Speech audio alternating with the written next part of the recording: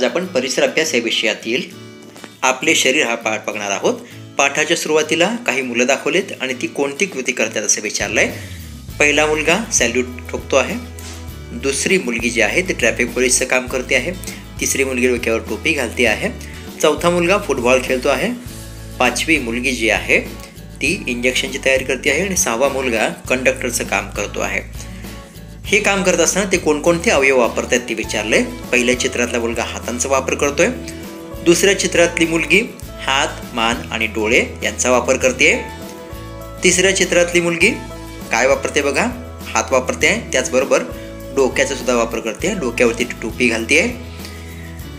Football खेळणारा मुलगा पाय आणि डोळे यांचा वापर करतोय। इंजेक्शन देणारी मुलगी नर्सच्या वेशातली ती मुलगी डोळे आणि हात हे अवयव वापरते आहे। तर शेवटच्या चित्रातला मुलगा हातांचा वापर करतो आहे। सांगा पाहू म्हणून आपल्याला विचारले, काय विचारले ते बघूया। एक चित्र दिसतंय आपल्याला इथं आणि या चित्रामध्ये शरीराचे भाग ओळखायला सांगितलेत। कपाळ, गाल, नाक आणि कान, पोट आणि छाती, दंड, मनगट, तळहात, मांडी, गुडघे आणि पाऊल। आपण या चित्रामध्ये क्रमाक्रमाने हे भाग शोधूया। हे आहे कपाळ मुलाचं, चित्रामध्ये दिसतंय तुम्हाला। गाल कुठे असतात तुम्हाला माहिती आहे। आपण या चित्रामध्ये ते गाल बघूया। बघा दोन गाल आहेत, दोन बाणाने दाखवलेत, ते आहेत गाल। मुलाचं नाक विचारलंय आपल्याला, या चित्रातल्या मुलाचं नाक विचारलंय, बघूया ते कुठं सापडते आपल्याला, बरोबर नाक। आणि मुलाचे कान कुठं आहेत ते विचारले। तुम्हाला सुद्धा तुमच्या शरीरात हे अवयव निश्चितपणे दाखवता येतील, कारण हा भाग आपण पहिलीमध्ये दुसरीमध्ये शिकलेलो आहोत। बघा कपाळ, नाक, गाल आणि कान हे अवयव आपण इथं दाखवलेत। हे आहे मुलाचं पोट आणि या चित्रातल्या मुलाची छाती आता इथं बाणाने दाखवले जाईल। हे अवयव आपल्याला आपल्या शरीरामध्ये निश्चितपणे सांगता येतील। आता बघा आपल्याला दंड, मनगट आणि तळहात विचारलेत। बघा दंड, तुम्हाला सुद्धा स्वतःचा दंड बघता येईल, त्याला हात लावता येईल, स्पर्श करता येईल, हे आहे मनगट। आणि तळहात विचारलंय आपल्याला। तळहात म्हणजे काय तुम्हाला माहिती आहे, आपल्या हाताचा जो भाग असतो ज्याला बोट जोडलेली असतात त्याला आपण तळहात असं म्हणतो। आणखी काय विचारलंय आपल्याला, आणखी काय दाखवायचं आपल्याला, मांडी, गुडघे आणि पाऊल दाखवायचंय। बघा चित्रातल्या या मुलाची ही आहे मांडी, तर गुडघे, दोन गुडघे आहेत ते आपण दाखवूया आणि पावलं सुद्धा दोन आहेत, त्यामुळे दोन पावलं आपण दाखवलेली आहेत। यापुढे सुद्धा आपल्याला एक कृती सांगितली आहे। काय कृती सांगितली आहे, या दिलेल्या चित्रावरून आपल्याला शरीराचे मुख्य भाग कोणते आहेत ते सांगता येईल का असं विचारलंय। मला जे मुख्य भाग वाटतात ते मी लिहितो इथं, हात, पाय, डोके, छाती, पोट,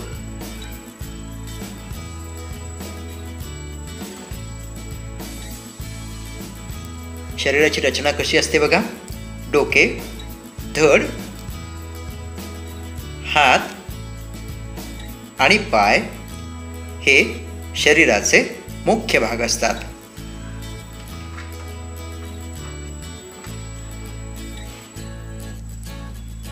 डोके, हात आणि पाय धडाला जोडलेले असतात। आता डोक्याची रचना कशी असते, डोक्यावरती केस असतात,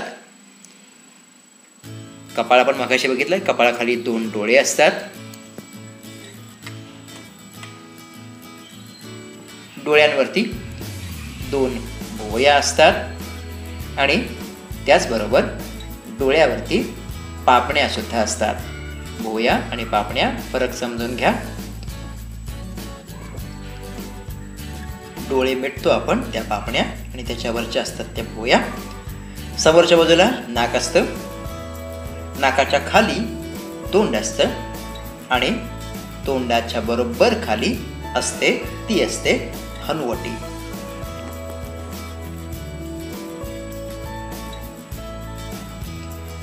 एक लक्षात घ्या, डोके आणि धड यांना जोडणारा जो शरीराचा भाग असतो त्याला म्हणतात मान, आणि मानेचा पुढचा भाग जो असतो त्याला गळा असं म्हटलं जातं. आता धड म्हणजे काय नेमकं ते समजून घेऊया.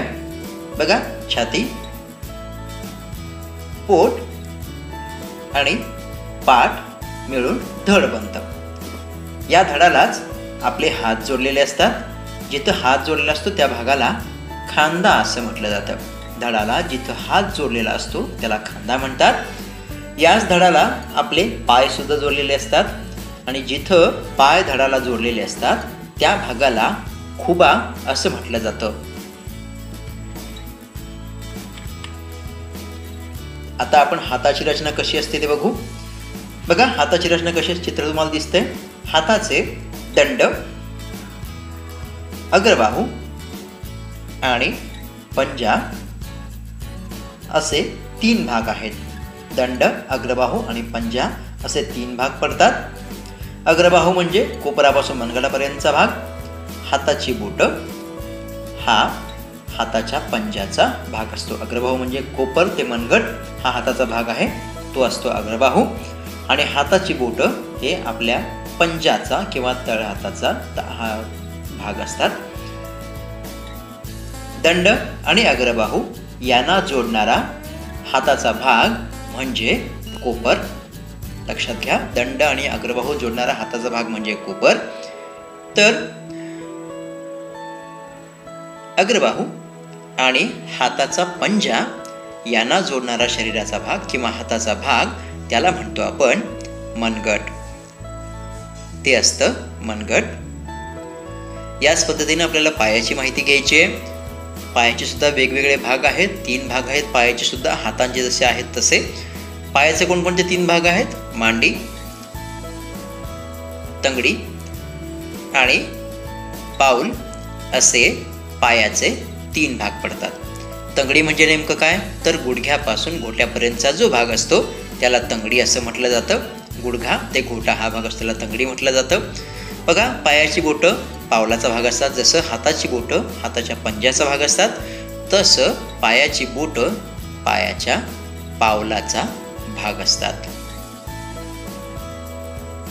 मांडी आणि तंगडी यांना जोडणारा सुद्धा एक भाग असतो. जसा अग्रबाहू आणि दंड यांना जोडणारा भाग असतो त्याला कोपर म्हणतो आपण. मांडी आणि तंगडी जोडणारा पायाचा भाग त्याला गुडघा असं म्हणतो. आणि तंगडी आणि खालचं जे दिसतं ते पाऊल, या पावलाला जोडणारा शरीराचा भाग असतो त्याला म्हणतात घोटा. त्याला म्हटलं जातं घोटा. बघा, इथे चित्रात तुम्हाला दिसेल.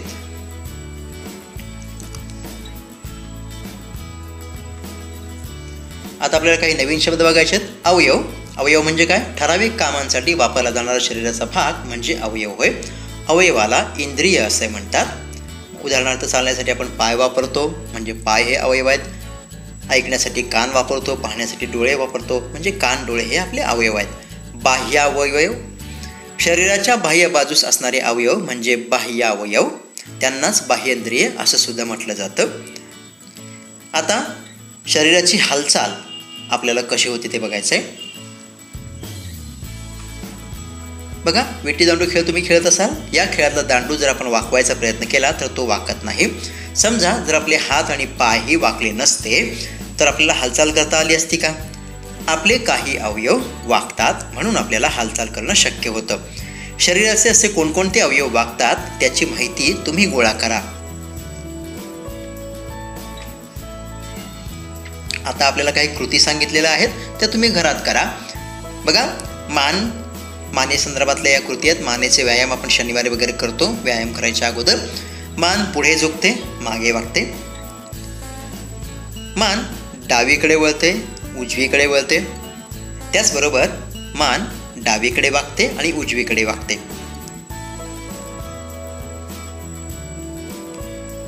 बघा, हाताची हालचाल कुठे कुठे होते? आपला हात जो आहे तो खांदा, कोपर आणि मनगट या 3ही ठिकाणी वाकू शकतो. लक्षात घ्या, त्यामुळं आपल्याला वेगवेगळी कामं करता येतात. खांदा, कोपर आणि मनगट या ठिकाणी आपला हात वाकत असतो, त्यामुळे आपण वेगवेगळी कामं करू शकतो. आपल्या हाताची बोटंसुद्धा वाकतात, त्यामुळे आपल्याला हाताची मूठ करता येते. आपण लिहू शकतो, आपण लाडू वळू शकतो, लहान बाळ हातामध्ये कुळकुळा पकडू शकतो, किंवा आपण हातामध्ये बादलीसारख्या वस्तू उचलून त्या पकडून उचलून इकडून तिकडं नेऊ शकतो. आता दुसरा भाग जो आहे जिथं आपण वाकू शकतो तो आहे कंबर. धड फक्त कमरेपाशी वाकू शकतं, म्हणूनच आपल्याला खाली वाकता येतं. बरीचशी कामं करता येतात. एखादी वस्तू खाली पडलेली असेल तर ती वस्तू उचलता येते. त्याचबरोबर बुटाचे बंध बांधता येतात. खेळताना कुठलीही अडचण आपल्याला येत नाही. आता पाय कुठकुठं वाकतो? पाय, खुबा, गुडघा आणि घोटा या ठिकाणी पाय वाकू शकतो. जसं हाताची बोटं वाकतात वळतात तशीच पायाची बोटं वाकू शकतात, पण हाताच्या बोटांनी इतकी वाकत नाहीत. पायांनीही आपण वेगवेगळे काम करू शकतो. पायांमुळे आपण उभे राहतो, पायांचा वापर करून आपण चालतो, पायांचा वापर करून आपण पळतो, जिन्यावरून चढतो किंवा उतरतो, उड्यासुद्धा मारतो आपण.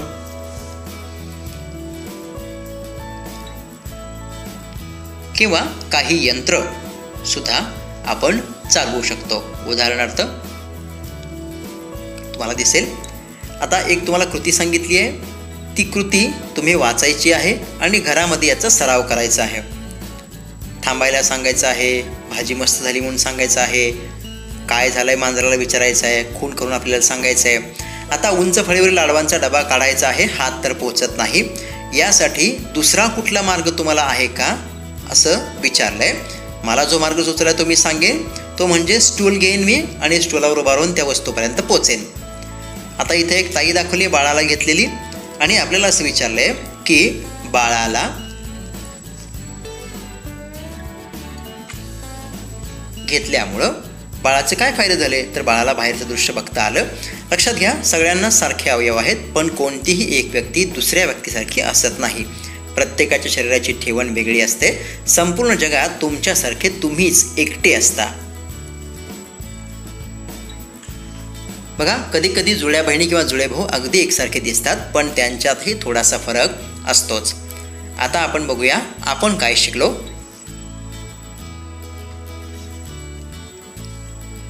याच्यातला पहिला मुद्दा, डोके, धड, हात व पाय हे शरीराचे मुख्य भाग आहेत. छाती, पोट आणि पाठ मिळून धड बनते. डोके, हात व पाय धडाला जोडलेले असतात. डोके आणि धड जोडणारा शरीराचा भाग म्हणजे मान होय. हात खांद्याच्या ठिकाणी तर पाय खुप्यात धडाला जोडलेले असतात. शरीर विशिष्ट ठिकाणी वाकू शकते, म्हणून आपण हालचाली करू शकतो. मान, हात, पाय आणि कंबर यांच्या मदतीनं शरीराच्या हालचाली करता येतात. आता लक्षात ठेवायला सांगितलं आपल्याला. काय लक्षात ठेवायला सांगितलं बघूया. आपण सर्व कामे शरीराच्या मदतीने करतो. आपणच आपल्या शरीराची काळजी घ्यायला हवी. पाठ वाचा आणि स्वाध्याय सोडवण्याचा प्रयत्न करा.